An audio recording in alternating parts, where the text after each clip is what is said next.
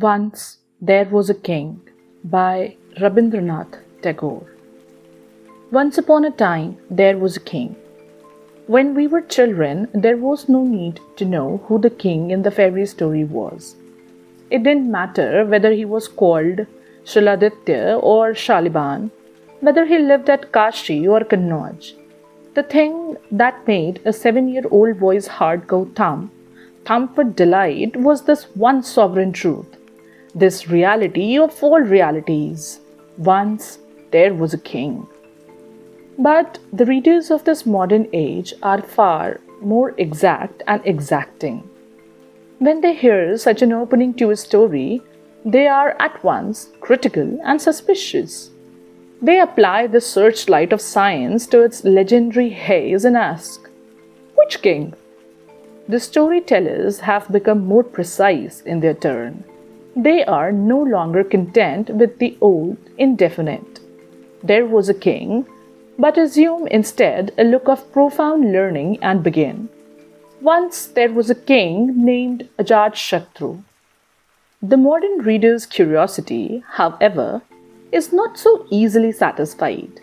He blinks at the author through his scientific spectacles and asks again, which Ajatashatru? When we were young, we understood all sweet things, and we could detect the sweets of a fairy story by an unerring science of our own. We never cared for such useless things as knowledge. We only cared for truth, and our unsophisticated little hearts knew well where the crystal palace of truth lay and how to reach it. But today, we are expected to write pages of facts, while the truth is simply this: there was a king. I remember vividly that evening in Calcutta when the fairy story began. The rain and the storm had been incessant. The whole of the city was flooded. The water was knee-deep in our lane. I had a straining hope, which was almost a certainty, that my tutor would be prevented from coming that evening. I sat on the stool in the far corner of the veranda, looking down the lane, with the heart beating faster and faster. Every minute I kept my eye on the rain, and when it began to diminish, I prayed with all my might, please God, send some more rain till 7:30 is over. For I was quite ready to believe that there was no other need for rain except to protect one helpless boy one evening in one corner of Calcutta from the deadly clutches of his tutor. If not in answer to my prayer, at any rate, according to some grosser law of nature, the rain did not give up. But alas, nor did my teacher.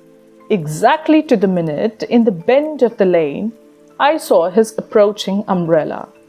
The great bubble of hope burst in my breast, and my heart collapsed.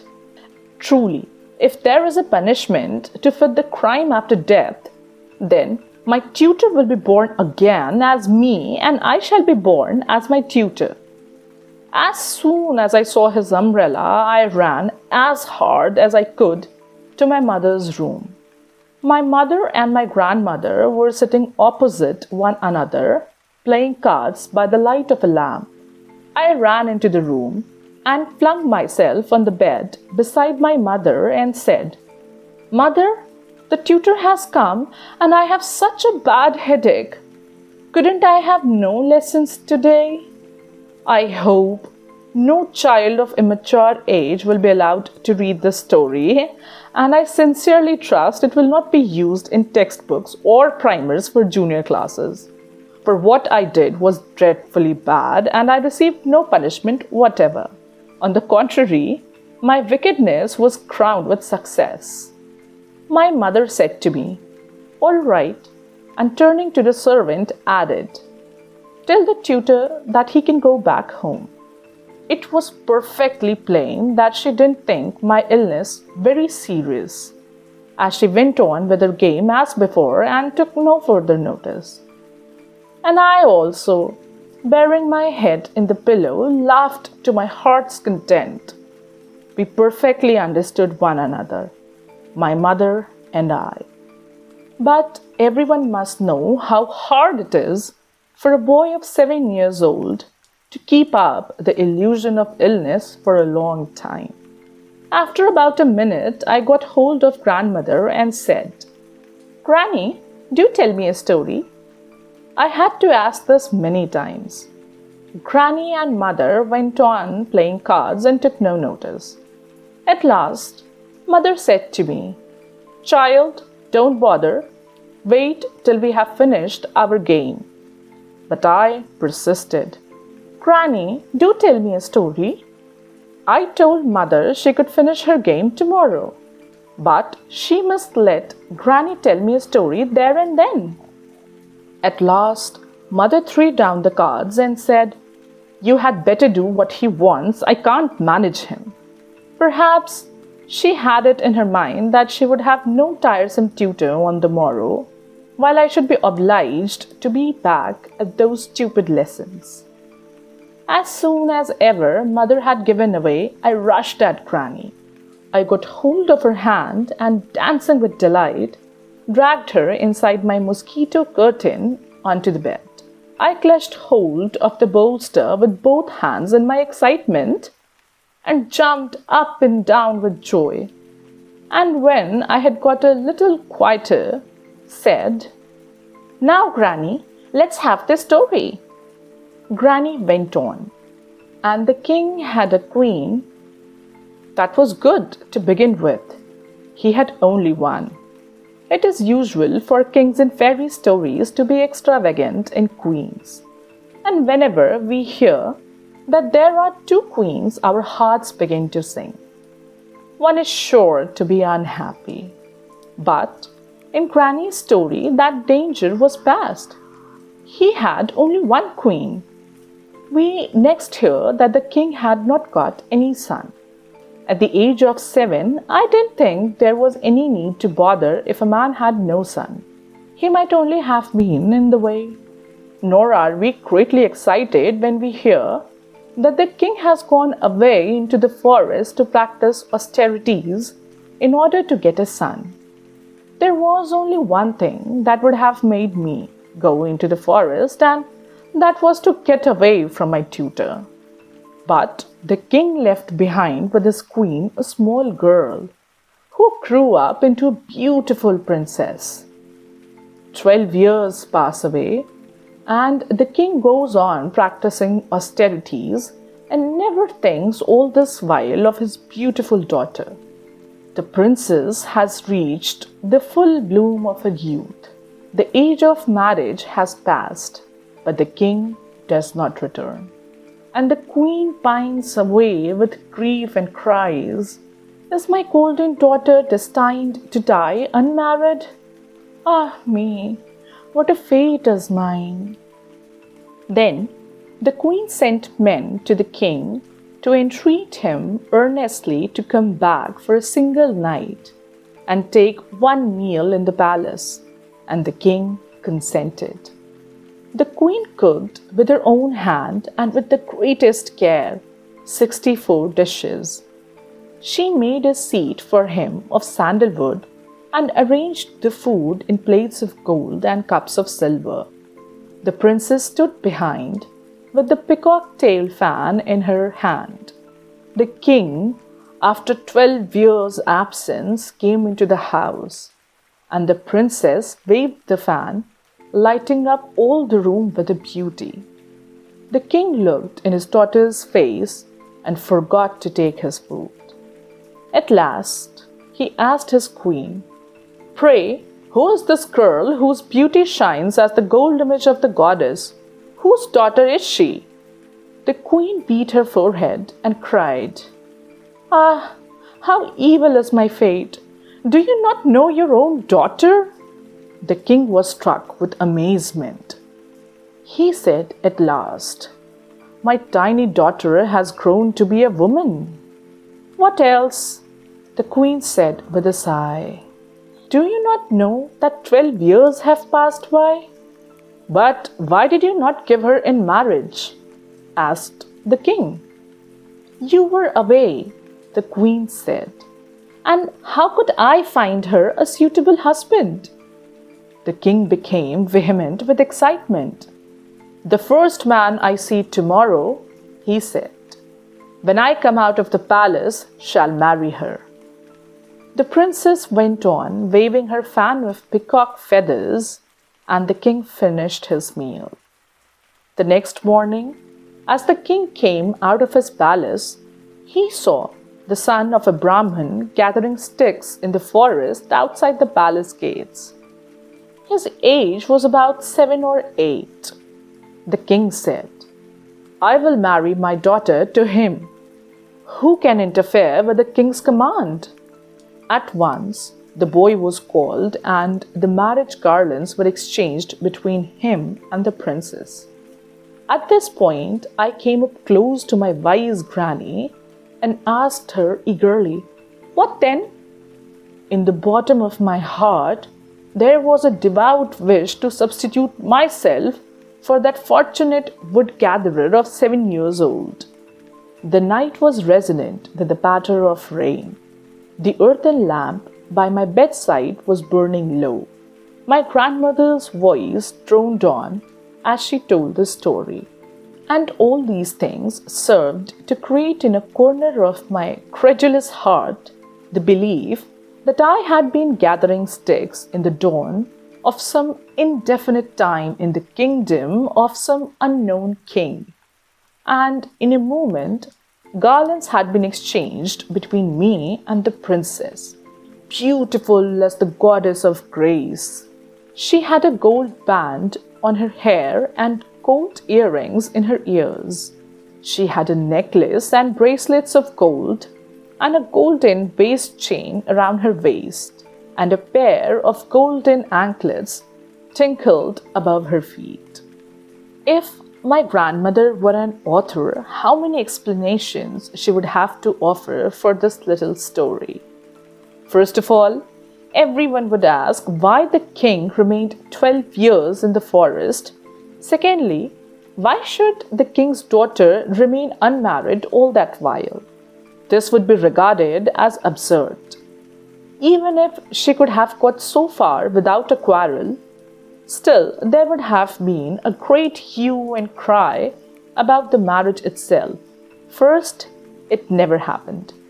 Secondly, how could there be a marriage between a princess of the warrior caste and a boy of the priestly Brahmin caste? Her readers would have imagined at once that the writer was preaching against our social customs in an underhand way, and they would write letters to the papers.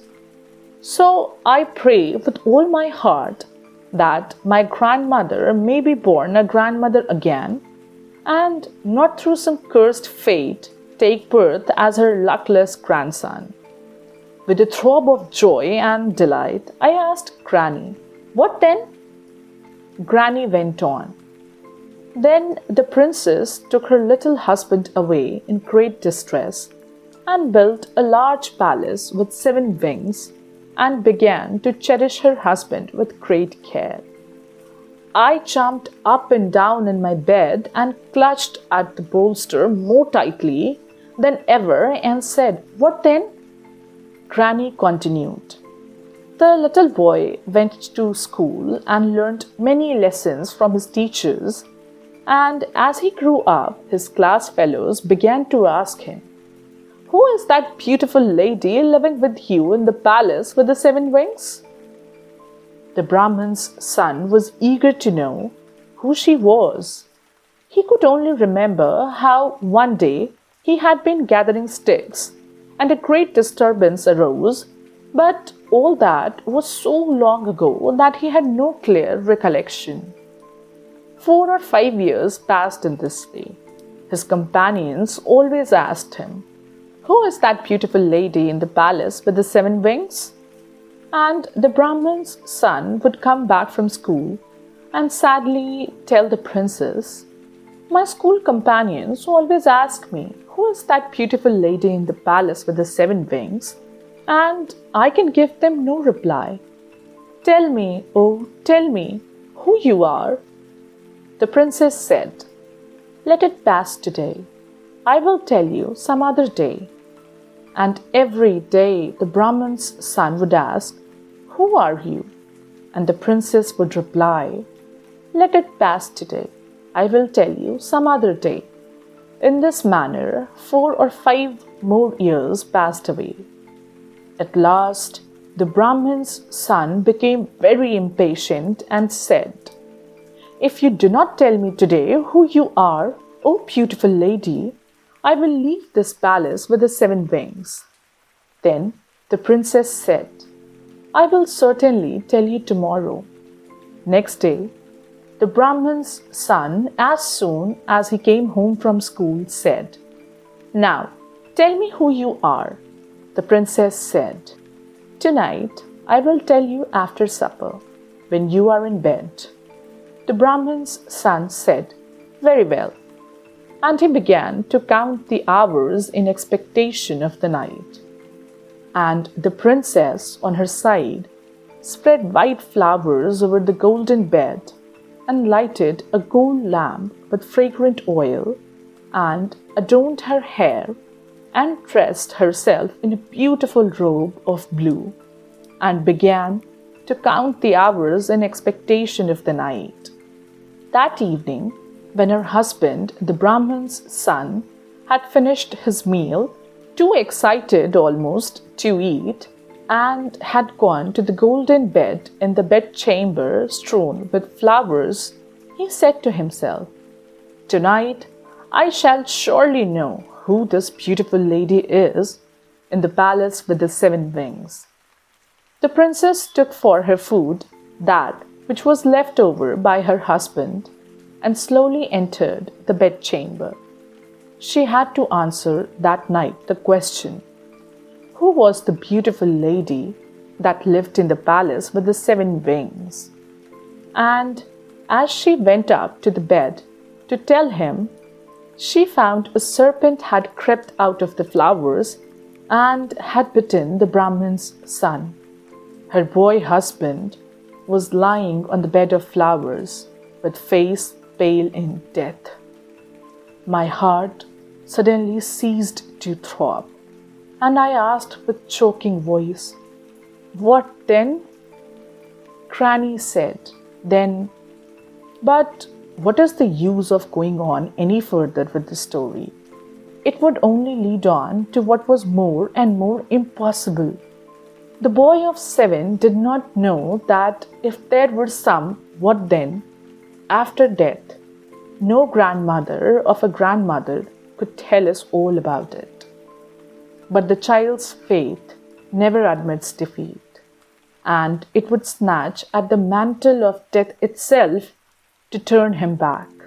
It would be outrageous for him to think that such a story of one teacherless evening could so suddenly come to a stop. Therefore, the grandmother had to call back her story from the ever-shut chamber of the great end. But she does it so simply. It is merely by floating the dead body on a banana stem on the river and having some incantations read by a magician. But in that rainy night, and in the dim light of a lamp, death loses all its horror in the mind of the boy and seems nothing more than a deep slumber of a single night. When the story ends, the tired eyelids are weighed down with sleep. Thus, it is that we send the little boy of the child floating on the back of sleep over the still water of time, and then, in the morning, read a few verses of incantation to restore him to the world of life and light.